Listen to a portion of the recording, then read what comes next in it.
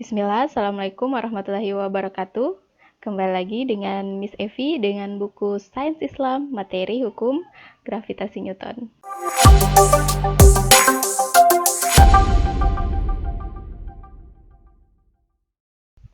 Nah, minggu lalu itu Bu Guru sudah pernah bertanya, jika ada selembar bulu binatang dan batu dijatuhkan pada ketinggian yang sama di dalam ruang hampa udara, benda manakah yang jatuh duluan? Nah, sudah ada yang tahu jawabannya? Ya, jawabannya adalah kedua benda tersebut jatuh secara bersamaan di permukaan bumi. Kenapa hal tersebut bisa terjadi? Nah, karena kedua benda tersebut dimasukkan di dalam ruang hampa udara. Beda halnya jika kedua benda tersebut kita masukkan di ruang terbuka. Itu sudah pasti yang jatuh duluan ke permukaan tanah adalah batu. Bisa dilihat ilustrasinya seperti video tersebut.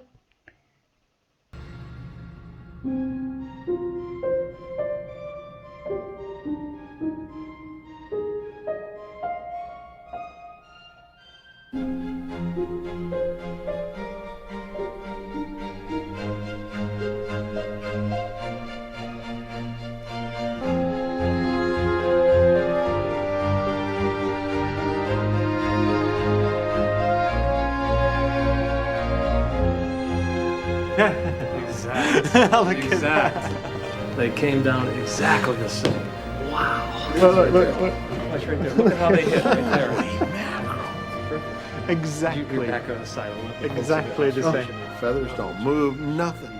Look at that. That's just brilliant.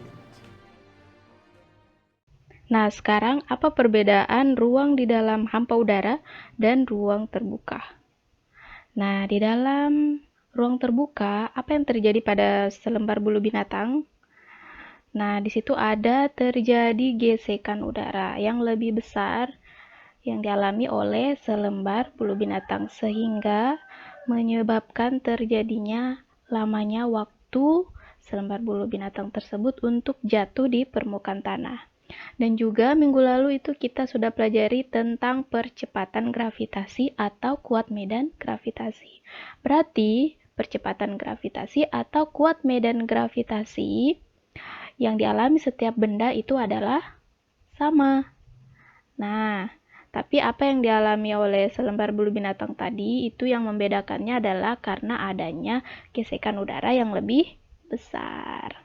Nah, jadi itu sudah bisa menjawab pertanyaan yang tadi ya. Nah, kemudian yang perlu kita tahu juga, minggu lalu tuh Bu Guru sudah menjelaskan bahwa percepatan gravitasi dan kuat medan gravitasi itu adalah sama ya. Oke, sekarang kita masuk ke pembelajaran yang ketiga.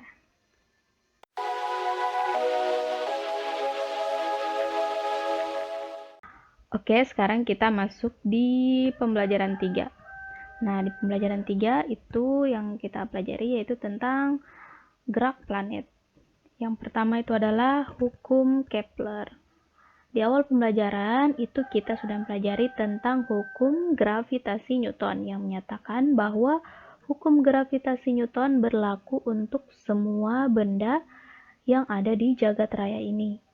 Hukum gravitasi Newton juga menunjukkan bahwa pada umumnya jika sebuah benda, nah benda ini misalkan adalah sebuah planet, bergerak mengelilingi pusat gaya, misalkan matahari, benda akan ditarik oleh gaya yang berubah sebanding dengan R² lintasan benda tersebut dapat berupa elips, parabola, atau hiperbola.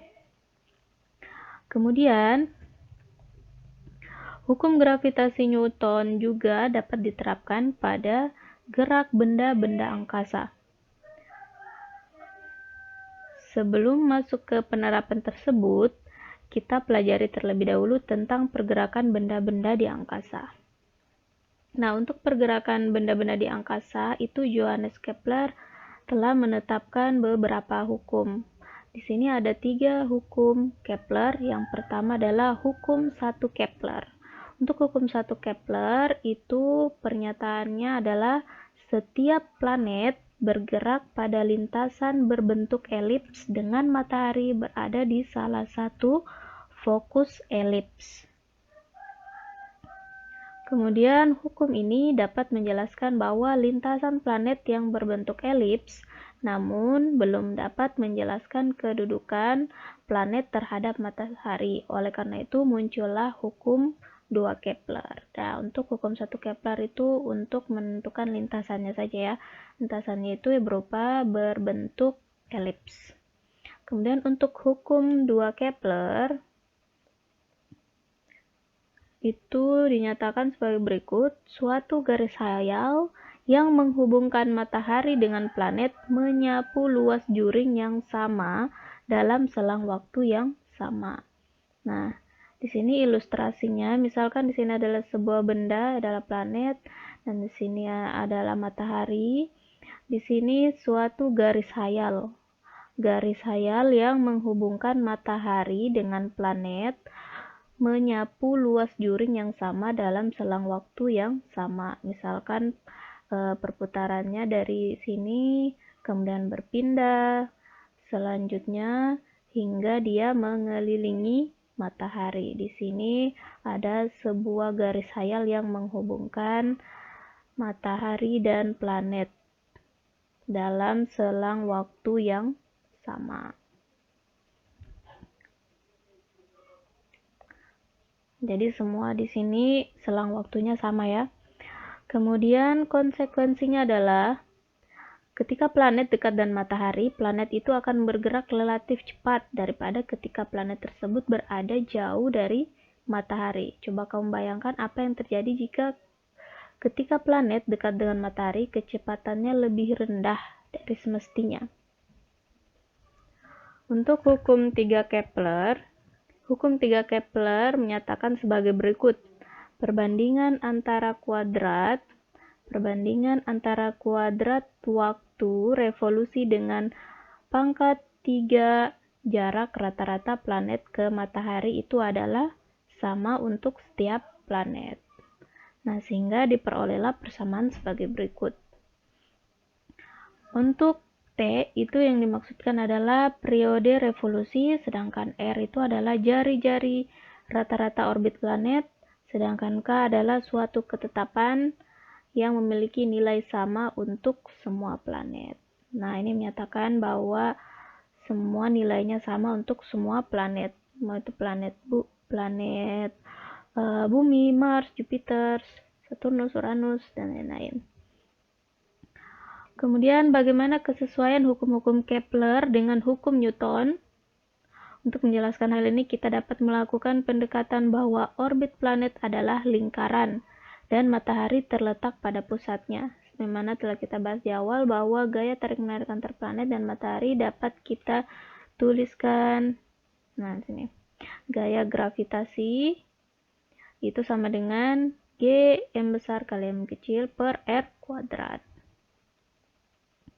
Kemudian, karena planet bergerak dalam lintasan lingkaran, maka planet akan mengalami gaya sentripetal yang besarnya adalah, kemudian Fs sama dengan mv kuadrat per R, dalam hal ini Fs sama dengan Fg, gaya sentripetal sama dengan gaya gravitasi, maka mv kuadrat per R sama dengan G M besar kali M kecil per R kuadrat.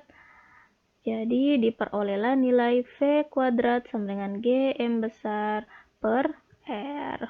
Oke, ini hapus-hapus. R. Oke.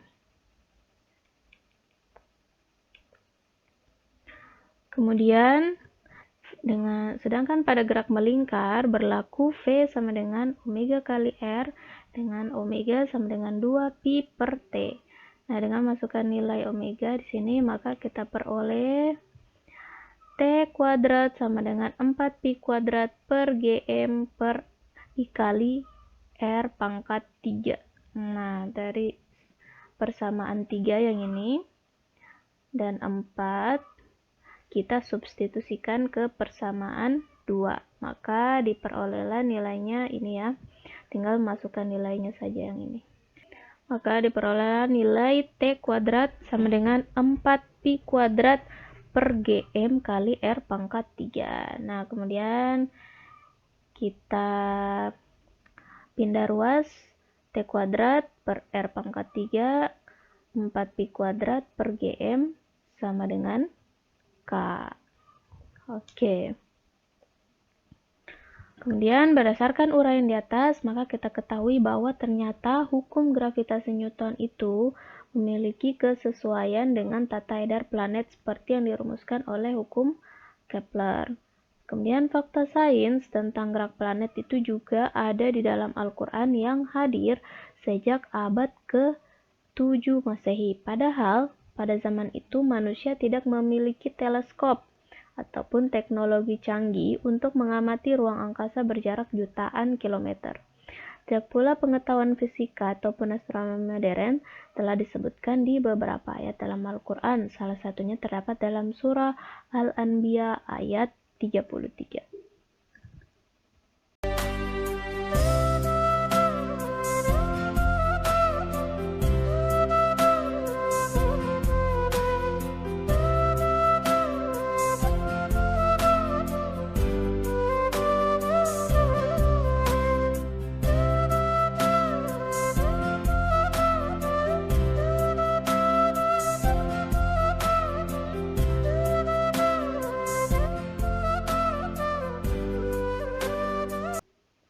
Nah, maksud dari ayat tersebut yakni dan Allah dialah yang menciptakan malam agar manusia dapat beristirahat padanya dan siang hari supaya mereka dapat mencari penghidupan di dalamnya.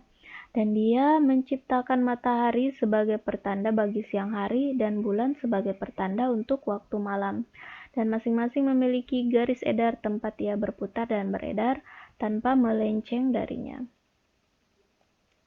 Nah, selanjutnya kita pelajari yaitu materi tentang kelajuan benda mengorbit planet. Oke, sekarang kita lihat bendanya. Berapa kelajuan benda yang diperlukan untuk mengorbit bumi? Nah, sekarang kita lihat kelajuannya. Di sini ada sebuah ilustrasi. Misalkan satelit bergerak mengitari planet bumi dengan kelajuan V yang berlawanan arah jarum jam. Untuk tempat-tempat yang dekat dengan permukaan bumi, jari-jari orbit R dapat diambil mendekati jari-jari bumi R. R besar, diketahui bahwa pada orbitnya satelit massa M ditarik oleh bumi massa M besar dengan gaya gravitasi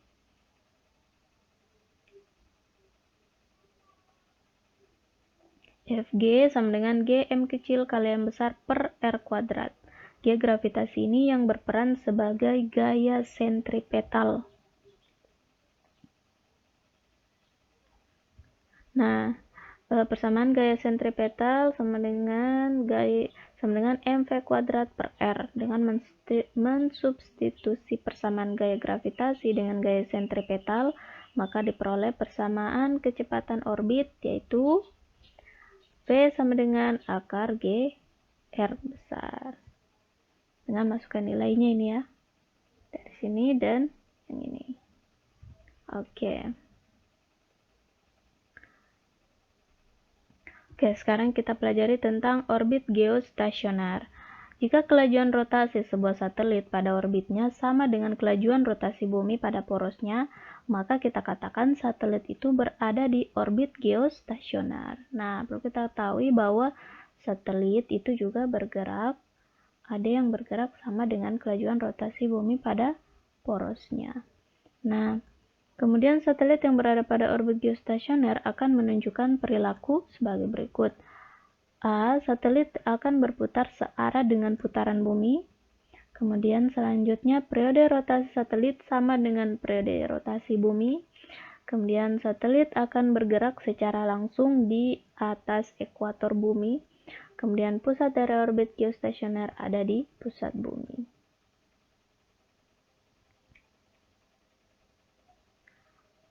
Kemudian karena posisinya yang tetap, satelit geostasioner mampu memonitor suatu daerah secara terus-menerus Satelit geostasioner memiliki keunggulan dalam resolusi waktu. Citra yang diperoleh satelit ini merupakan citra real time, artinya begitu kamera mengambil gambar maka langsung ditampilkan, sehingga memungkinkan forecaster untuk memonitor proses dari sistem cuaca yang besar seperti fronts, storms, dan hurricanes. Arah dan kecepatan angin juga bisa diperkirakan berdasarkan monitoring pergerakan awan. Kemudian satelit geostasioner telah dimodernisasi dan ditransformasi komunikasi di seluruh dunia, penyiaran televisi, meteorologi, dan ramalan cuaca. Ini juga digunakan sebagai sistem pertahanan dan aplikasi intelijen. Jadi begitu ya. Setelah kita mempelajari buku ini, buku harap kita dapat meningkatkan keimanan kita kepada Allah Subhanahu wa Ta'ala, karena kita mengetahui bahwa semua yang ada di dunia ini kejadian, apalagi mengenai tentang gravitasi bumi itu, semuanya sudah diatur oleh Allah, bahkan sudah tercatat di dalam ayat Al-Quran jauh sebelum teknologi-teknologi dan ilmuwan-ilmuwan sains modern. Nah, dan kita tidak boleh melupakan ilmuwan-ilmuwan sains Islam yang sudah ada sebelum para ilmuwan-ilmuwan yang terkenal yang ada di buku seperti Newton dan Kepler. Nah, siapa saja ilmuwan tersebut? Misalkan saja seperti Muhammad Fahd Al-Kazimi, kemudian Al-Biruni yang merupakan tokoh-tokoh astronomi. Oke, cukup sekian dulu dari Bu Guru. Bagi yang belum nonton di video-video sebelumnya, harap segera nonton ya. Nah, kemudian diberitahukan kepada teman-temannya untuk segera menonton video-video yang sebelumnya. Kemudian video ini jika sudah menonton, jangan lupa tulis nama lengkapnya di kolom komentar. Nah, jika misalkan ada yang kurang dipahami, boleh ditanyakan kepada Bu Guru dan guru mata pelajaran fisikanya. Kemudian setelah pembelajaran ini berakhir, Bu Guru nanti minta kalian mengerjakan lagi tugas yang pernah Bu Guru kasih sebelumnya. Nanti Bu Guru akan melihat apakah ada perubahan saat kalian sebelum belajar hukum materi gravitasi Newton dan setelah belajar materi hukum gravitasi Newton yang berbasis sains Islam. Oke, Bu Guru ucapkan terima kasih atas perhatiannya selama ini. Bu Guru tutup dengan ucapan wabillahi taufiq wal hidayah. Wassalamualaikum warahmatullahi wabarakatuh.